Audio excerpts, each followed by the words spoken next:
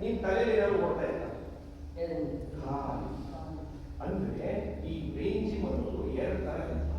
ಒಂದು ನಿಮ್ಮ ಮನಸ್ಸನ್ನ ಖಾಲಿ ಮಾಡಿ ಅನ್ನೆಸೆಸರಿ ನೆಗೆಟಿವ್ ಥಾಟ್ಸ್ ನ ನಿಮ್ಮ ಮೈಂಡ್ ಇಂದ ಹೊರಗೆ ರಿಲೀಸ್ ಮಾಡಲಿಕ್ಕೆ.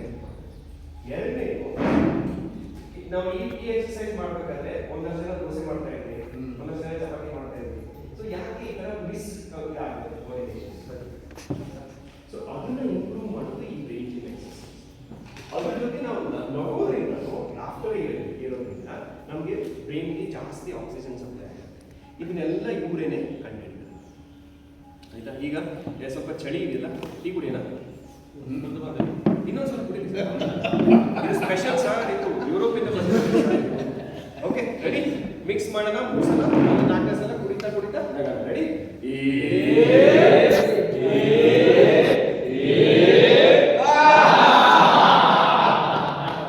ಇಲ್ಲಿ ನಿಮ್ ನಗು ಸ್ವಲ್ಪ ಜಾಸ್ತಿ ಲಂಬ ಇರಬೇಕು, ಜಾಸ್ತಿ ಉದ್ದಕ್ಕೆ ನಗಬೇಕು.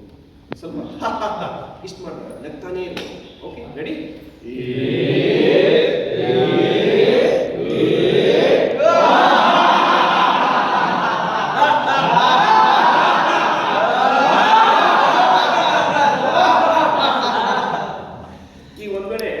ಕಾಫಿ ಕುಡಿತಾ ಇದ್ವಿ, ಟೀ ಕುಡಿತಾ ಇದ್ವಿ, ನೊಣ ಬೇಕು ಕುಡಿಯಕ್ಕಾಗಲ್ಲ. ಎಷ್ಟು ಬಿಡೋಣ? ರೆಡಿ?